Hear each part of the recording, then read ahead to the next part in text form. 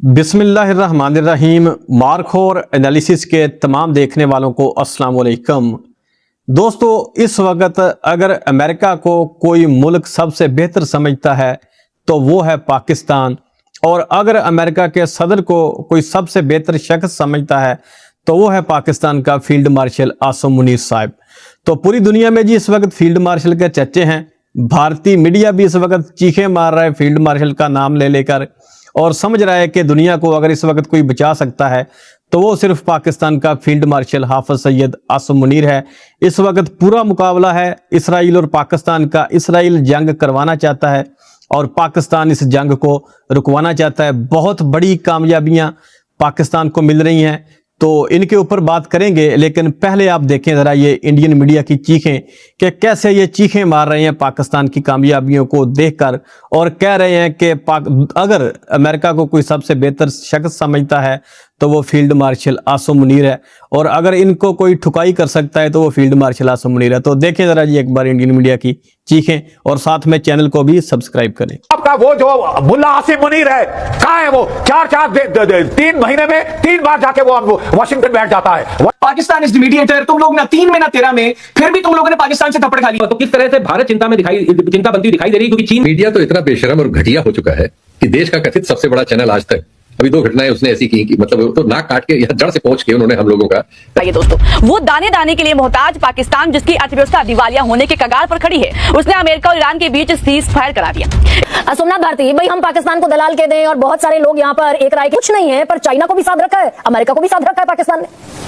सूत्रों के हवाले से खबर चली थी देश की मीडिया पर कि दलाल कहा गया था पाकिस्तान को कि हम दलाल नहीं है, इसलिए इस तरह की बातचीत में हमारी भूमिका नहीं है। लेकिन अब यह साफ हो गया कि पाकिस्तान केवल फैसिलिटेटर नहीं बल्कि मीडिएटर की भूमिका में है, और महत्वपूर्ण भूमिका में है। आसिम मुनीर के तो एकदम ट्रंप के साथ ऐसे लग रहे हैं कि बिल्कुल ही घरेलू संबंध हो गए हैं, फोन लाइन पर दोनों एक साथ रहते हैं, और पाकिस्तान का इतना अंतर्राष्ट्रीय रुतबा बढ़ेगा तो भारत की उस मुहिम को तो धक्का लगेगा।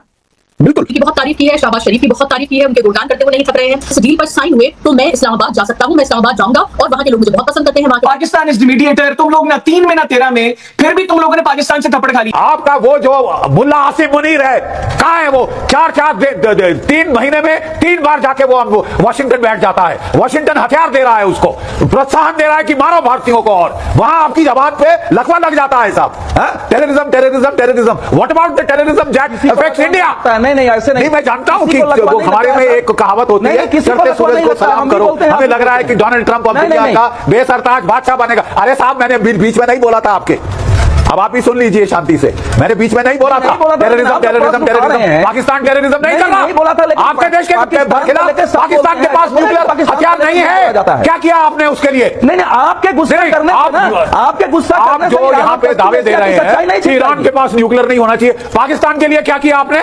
पाकिस्तान के लिए क्या किया? हार जाएगा अमेरिका। आपने आवाज उठाई जो आप डोनाल्ड ट्रंप के महिला मंडल में कर रहे हैं आज। नहीं, आपने जितने दावे किए थे, मैं बहुत आई एम सॉरी टू से, मैं क्षमा करना चाहता हूं। इस युद्ध में आपके जितने लड़ाई खत्म होने दीजिए, इस लड़ाई खत्म होने दीजिए, फिर देखेंगे कौन सी मीडिया तो। अब ये जो बंदा है इंडिया का, ये बख्शी को कह रहा है कि जितने भी तुमने इस जंग के बारे में दावे किए थे सारे फेल हो गए हैं। तो बख्शी तो पहले ही दुनिया का सबसे बड़ा झूठा इंसान है। वैसे शुगल मेला अच्छा लगाता है, तो बातें इसकी कहाँ पे सच्ची होनी थी। ये झूठ बहुत बोलता है। पहले भी मेरे चैनल पे बहुत सारी वीडियोस पड़ी हैं बख्शी की, जहाँ पे ये बहुत झूठ बोल रहा है, और ऑपरेशन सिंदूर के बारे में भी बहुत से इसने झूठ बोले हैं। तो अगर आप इंटरेस्ट रखते हैं बख्शी का झूठ देखने में, तो मेरी आप पहली जरा वीडियो देखें। बेशरम और घटिया हो चुका है कि देश का कथित सबसे बड़ा चैनल आज तक अभी 2 घटनाएं उसने ऐसी की कि मतलब तो नाक काट के या जड़ से पहुंच के उन्होंने हम लोगों का, और अब उनको शर्म भी नहीं आ रही कि उनकी नाक कटी हुई है। अभी वो खलीज टाइम्स से किसने एक्सपोज किया है कि बहरीन की घटना को दुबई की घटना बना के वीडियो चला रहे थे आज तक, और एक दूसरा चैनल भी उसमें शिवशंकर है, सब आ गया है। तो ईरान के साथ दुश्मनी है, एक हफ्ते भर में ईरान से हमारी दुश्मनी हो गई, कुछ ऐसा माहौल है। सारा देश का ये राइट विंग और ये मीडिया और चैनल ईरान के दुश्मन हो गए। अरे ईरान से हमसे झगड़ा नहीं हो रहा भाई, ईरान पर अमेरिका और इजराइल ने हमला किया है, हमसे कौन सा झगड़ा हो गया? एकाएक भारत में पूरा वातावरण ईरान से झगड़ा कर रहा है, उसको गलत ठहराने पर लगा है, उससे अपने रिश्तों की पुरानी कथाओं में से कुछ ऐसे प्रसंग निकाल के जिनसे कुछ कड़वाहट पैदा हो उसे बताने में लगा हुआ है। तो क्या 2003 में आपने अपने गणतंत्र दिवस परेड में ईरान के राष्ट्राध्यक्ष को मुख्य अतिथि बनाया था? क्यों भाई? क्यों अटल बिहारी वाजपेयी जी ने वो भाषण दिया था? क्यों 2016 में मोदी जी वहां गए थे? ये सब क्यों? उनके राष्ट्रपति की मृत्यु पर पिछले साल आपने एक दिन का राष्ट्रीय शोक रखा था। एकाएक आप सिर्फ इजराइल गए और आपने दिल बदल लिया। ऐसे किसी देश की नीतियां ऐसे बनती हैं, वो भी भारत जैसे महादेश की।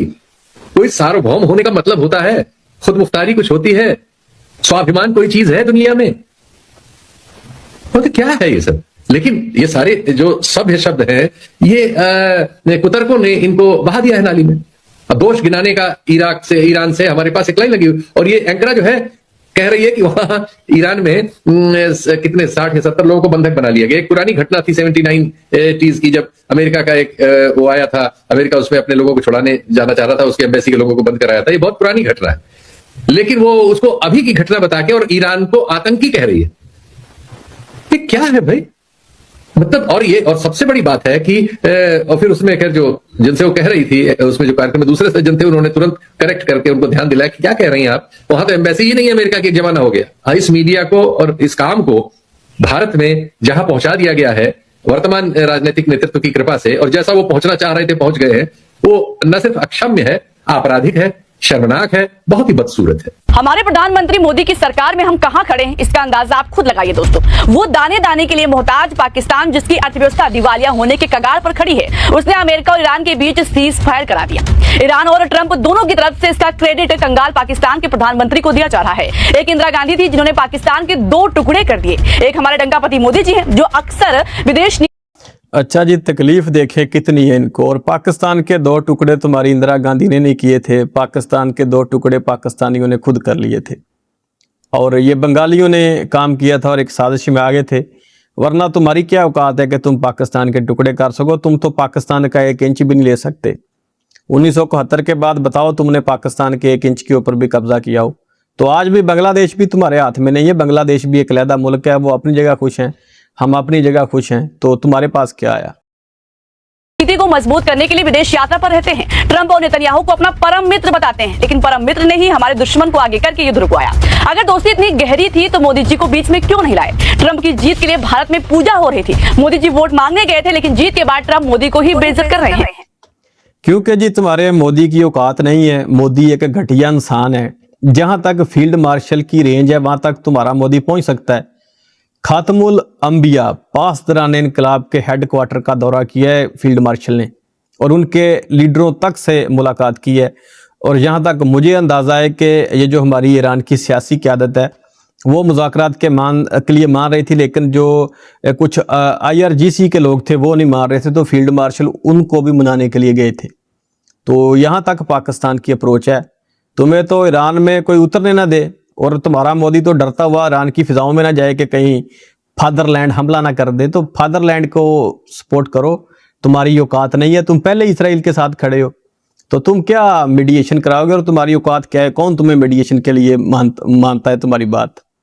पहले ऑपरेशन सिंदूर के वक्त सीज फायर कराने का बार बार दावा करते हैं, और अब दुश्मन मुल्क पाकिस्तान को 2 हफ्ते के युद्ध पर विराम लगवाने के लिए क्रेडिट दे रहे हैं। सोमनाथ भारती भाई, हम पाकिस्तान को दलाल के दें, और बहुत सारे लोग यहाँ पर एक राय के हैं कि पाकिस्तान वो एक्टर हो सकता है जो अमेरिका के इशारों पर नाचे, लेकिन हम वो एक्टर नहीं हो सकते। That's very much truthful fact. लेकिन वो जो दौर 80 का और 70 का दौर था भाई, चाइना और अमेरिका की कहीं कोई बातचीत 1949 से नहीं थी। ये रोल प्ले किया पाकिस्तान ने कि चाइना और अमेरिका को नजदीक ला दिया, और इसी का बाकायदा रीपे करते दिख रहे हैं आज तक पिछले 50 बरस से चाइना भी और अमेरिका भी। This is you may call diplomacy कि भाई आप कुछ नहीं है, पर चाइना को भी साथ रखा है, अमेरिका को भी साथ रखा है पाकिस्तान ने। गर्मा जी, आपका बहुत बहुत धन्यवाद, आखिरकार आपने मुझे वक्त दिया। आप हर समय मुझे आम आदमी होने का एहसास दिलाते हैं। और दूसरी बात दिखाता हूं, ये देखिए जो अपने अजय लोग साहब कह रहे थे, ये देखिए The words of candidate Trump, अब की बार ट्रम्प सरकार। बताइए मुझे, ये था हाउडी मोदी कार्यक्रम था, उसमें कहता कहा, मैं मानता हूं अजय लोग साहब बहुत बहुत पढ़े लिखे व्यक्ति, उनको बहुत तकलीफ हो रही होगी कैसे डिफेंड करें आज की तारीख में, लेकिन ये सत्यता है कि अब की बार ट्रंप सरकार माने मोदी जी ने हाउडी मोदी कार्यक्रम में अमेरिका में जाके कहा था। और इतना कुछ करने के बावजूद ट्रंप ने सिर्फ भारत को जलील किया है, और मोदी जी को खासकर जलील किया है, जब कहते हैं कि भाई I don't want to spoil your career. पर इससे क्या फर्क पड़ता है सोमनाथ भारती? इससे क्या फर्क पड़ता है भाई? पाकिस्तान एक मैसेंजर की भूमिका में है, मैं उस पे आ रहा हूं, चिट्ठियां इधर से उधर, उस पे आ रहा हूं, उस पे आ रहा हूं, आप मुझे वक्त दे दें। देखिए लगातार हम देख पा रहे हैं ट्रंप किस प्रकार से हमारी नीतियों को प्रभावित करता है। भारत चंगा वाला युद्ध कर रहा था पाकिस्तान के साथ, हमारे 26 बहनें विधवा हुई, हम बदला ले रहे थे। अचानक आके भाई आप सीज फायर कर दो। भाई हम उसके गुलाम हैं क्या? आप जो है रशिया से तेल ना खरीदो, अब आप रशिया से तेल खरीदो। देखिए रशिया जो हमारा सबसे पुराना मित्र हुआ करता था, वहां की मेजॉरिटी शेयर होल्डिंग है नायरा पेट्रोल पंप्स की हिंदुस्तान के अंदर। वहां उन्होंने रेट बढ़ा दिया, पेट्रोल में 5 रुपया, डीजल में 3 रुपया। तो रशिया जो हर मुसीबत में खड़ा होता था हमारे साथ, आज उसने हमारा साथ छोड़ दिया है। ये हमारी ये माननीय मोदी जी की फॉरेन पॉलिसी है, डिप्लोमेसी पॉलिसी है। अब सोचें, एक आतंकी मुल्क का दर्जा पाकिस्तान को दे रखा है। वो पाकिस्तान जो रोटी खाने को तरसता है, जहां सुई तक नहीं बनती। अच्छा जी, किसने इनको बता दिया कि पाकिस्तान रोटी खाने को तरसता है? इतने बंदे पाकिस्तान से देख रहे होंगे मेरी वीडियो को, कोई एक बंदा बताओगे कोई रोटी खाए बगैर सोता है पाकिस्तान में? और दूसरी बात है कि पाकिस्तान में सुई नहीं बनती, तो मैं पहले भी एक वीडियो में बता चुका हूं कि मेरा तल्लुक जिस ज़िले से है, जिस डिस्ट्रिक्ट से है, इसको मैनचेस्टर ऑफ पाकिस्तान कहते हैं, फैसलाबाद। तो यहाँ पे हमारे अब इलेक्ट्रिक गाड़ियाँ भी यहाँ पे असेंबल हो रही हैं, बन रही हैं। इसके अलावा बैटरीज, बहुत सारी चीज़ें, अब मैं गिनाने थोड़ी चलूँगा, वीडियो लंबी हो जाएगी। तो बहुत कुछ बन रहा है जनाब पाकिस्तान में। और जो मुल्क न्यूक्लियर बम बना सकता है वो सुई भी बना सकता है, मिसाइल बना सकता है, वो हर चीज़ बना सकता है। सिर्फ हमारी लीडरशिप थोड़ा इस तरफ तवज्जो दे तो। आज अमेरिका बार बार हमें जलील करता है उसको प्रायोरिटी दे करके।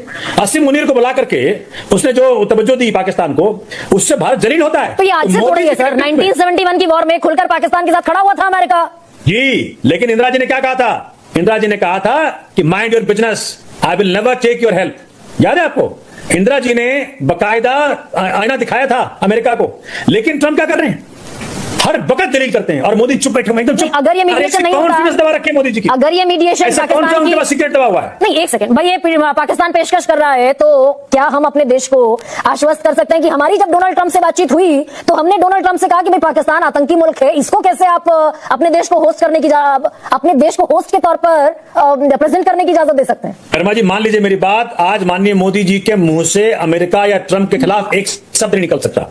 ये समझ लीजिए आप, ये सेंडर हो चुके हैं वहां, क्योंकि इनका अपना कोई ना कोई मसला एप्स्टीन फाइल में फंस रहा है, या इनके दोस्त अदानी का फंस रहा है, कुछ ना कुछ तो फंस रहा है कहीं ना कहीं। और मैंने बार बार कहा, मेरे नेता ने भी कहा है कि अगर माननीय मोदी जी कोई भी सीक्रेट ट्रंप के पास है तो देश हित में, राष्ट्र हित में, भारत हित में रिजाइन कर दे, वो हट जाए सीट से, कोई और संभालेगा देश को। लेकिन भारत को बार बार नीच ना दिखाए ट्रंप, ये बहुत जरूरी है। अगर माननीय मोदी जी देश को प्यार करते हैं तनिक भी कहीं भी, तो आज जरूरी है कि माननीय मोदी जी राष्ट्र हित में रिजाइन कर दें। सूत्रों के हवाले से खबर चली थी देश की मीडिया पर कि दलाल कहा गया था पाकिस्तान को, कि हम दलाल नहीं है, इसलिए इस तरह की बातचीत में हमारी भूमिका नहीं है। लेकिन अब यह साफ हो गया कि पाकिस्तान केवल फैसिलिटेटर नहीं बल्कि मीडिएटर की भूमिका में है और महत्वपूर्ण भूमिका में है।